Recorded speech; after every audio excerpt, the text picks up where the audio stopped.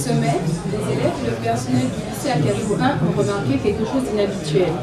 On a vu entrer dans la salle du conseil des micros et une table de mixage. On a entendu des murmures, mais aussi des éclats de voix. On a même reconnu un journaliste local. 18 enseignants, en effet, venus des 4 coins de la Martinique, ont travaillé 5 jours avec un objectif: développer la web radio en milieu scolaire. Alors, est-ce simplement tendance? Beaucoup de bruit pour rien? Ou est-ce un vrai canal de réussite pour les élèves? En tout cas, on constate que le Tour de France du numérique programme 17 étapes dans la France entière et que se tient ce week-end en Martinique le salon Mediatis. C'est donc que l'école se sent concernée par les enjeux mondiaux du numérique.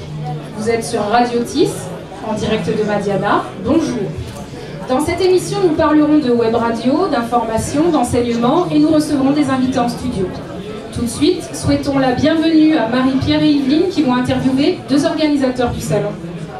Bonjour Monsieur Richer, pourriez-vous dire à nos auditeurs quelles sont vos fonctions, s'il vous plaît? Alors, actuellement, je suis directeur du CRDP de Martinique, mais je suis aussi conseiller directeur pour le numérique éducatif. Bien, nous sommes aujourd'hui en direct de Mediatis, mais Mediatis, qu'est-ce que c'est? Alors, Mediatis, c'est le salon du numérique. C'est un salon qui est organisé par le CRDP de Martinique et la cellule TIS du rectorat. Et alors, ces fonctions, c'est surtout d'informer, le grand public, informer les partenaires institutionnels sur qu'est-ce qui se passe au niveau du numérique à l'école, qu'est-ce qu'on fait des nombreux investissements qui sont faits, et c'est surtout ça, voilà. Êtes-vous satisfait de cette première matinée? Ben, la première matinée, bon, c'était surtout consacré à une plénière, à écouter les institutionnels, à présenter un plan politique. Il y avait du monde, c'est bon signe, mais ce qui nous intéresse, c'est qu'il y ait autant de monde, tant sur le Tour de France du numérique, puisque ça se déroule en parallèle avec le salon Mediatis qui est sur cet espace. Alors comment voyez-vous l'avenir de Mediatis?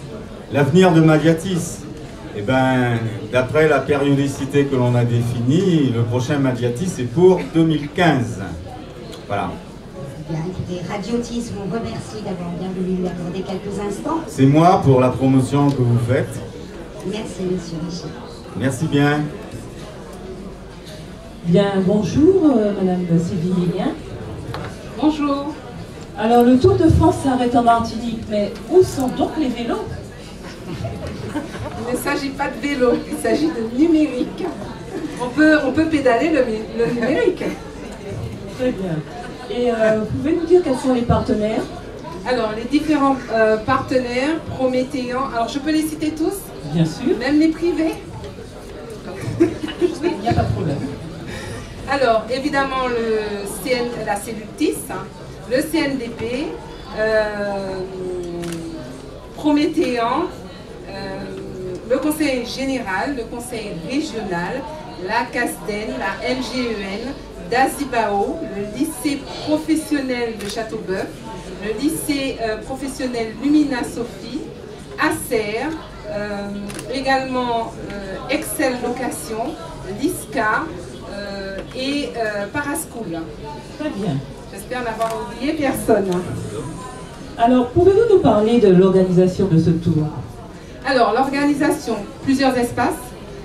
Des espaces sur le Salon Caraïbe, donc avec des enseignants qui sont en atelier dans des stands.